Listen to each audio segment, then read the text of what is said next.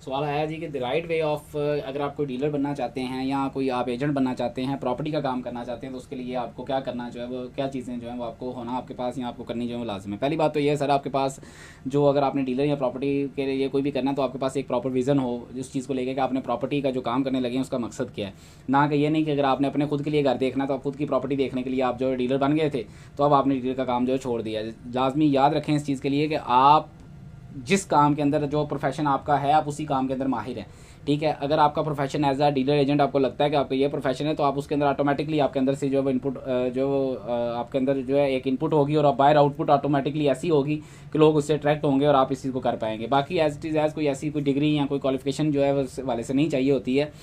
लेकिन फिर भी बैचलर्स के बाद ही मैं जो है इस चीज़ को प्रेफर करता हूँ कि आपको कम से कम आपके पास बैचलर्स की डिग्री होनी चाहिए, उसके बाद आप काम करें ताकि आपको पता लगे, ताकि वो ये वाला काम ना हो कि अपने पाव जो है वो गोश्त के लिए बगले का पूरा बकरा ज़िबा या भैंस ज़िबा कर देनी, तो वो वाला काम जो है वो आपको ना करना पड़े। और दूसरा इसके अंदर जो इंपॉर्टेंट है, डीलर बनने के लिए आपको सबसे पहले रजिस्ट्रेशन करवानी पड़ती हैं। ठीक है, आपके पास एनटीएन आपको लेना पड़ता है। अगर ऑफिस आपने ओपन करना, आपको एक लोकेशन जो भी होगी ऑफिस की, उसका एनटीएन के लिए आपको बिल वगैरह जो भी एक प्रोसीजर है वो आपको पता ही होगा, फॉलोअप वो करना पड़ता है। एससीसीपी में आपको रजिस्ट्रेशन करवानी पड़ती है। कुछ टैक्सेस हैं, प्रोफेशनल टैक्स हो गया, इसके अलावा इनकम टैक्स हो गया, इन तरह से कुछ टैक्सेस हैं वो आपको देने पड़ते हैं। अपनी रिटर्न को अप टू डेट ही रखना पड़ता है।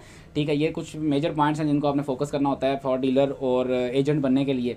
और जिस भी एजेंट या डीलर आप बन रहे हैं तो आपने ये देखना है कि आपके पास मार्केटिंग टूल्स कौन से हैं। सबसे पहले अगर आपने डीलर और एजेंट बनना है तो आपने मार्केटिंग टूल्स की परचेसिंग करनी है।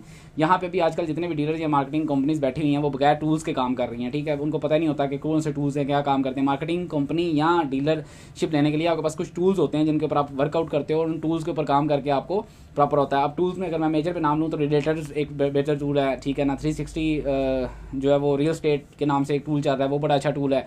ठीक है, इसके लिए आपके पास मार्केटिंग के सॉफ्टवेयर टूल्स होने चाहिए ताकि आप उसके लिए एफिशिएंट होकर एक प्रॉपर काम कर सकें। और डाटाबेस के लिए आपके पास लीड एक्सेक्टर जो है वो वगैरह होने चाहिए ताकि आपको पास आराम से इजीली डाटा अवेलेबल जो है वो हो सके।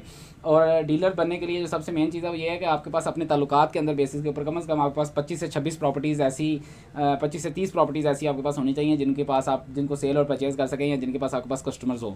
तो पहले फाइंड आउट इन सब चीज़ों को प्रॉपर एक पाइपलाइन में करने के बाद आप इस चीज़ को समझ सकिएगा कि आप इसके बाद फिर आप एक डीलर एजेंट आप प्रॉपर बन सकेंगे। अगर आपके पास ये इसमें से कोई एक ऑप्शन भी अगर आपके पास अवेलेबिलिटी में नहीं है तो मैं नहीं कहूँगा कि आप इस चीज़ को जो स्टेप लें या इस तरफ जाकर सोचें, आपका टाइम ही वेस्ट होगा। Thank you very much.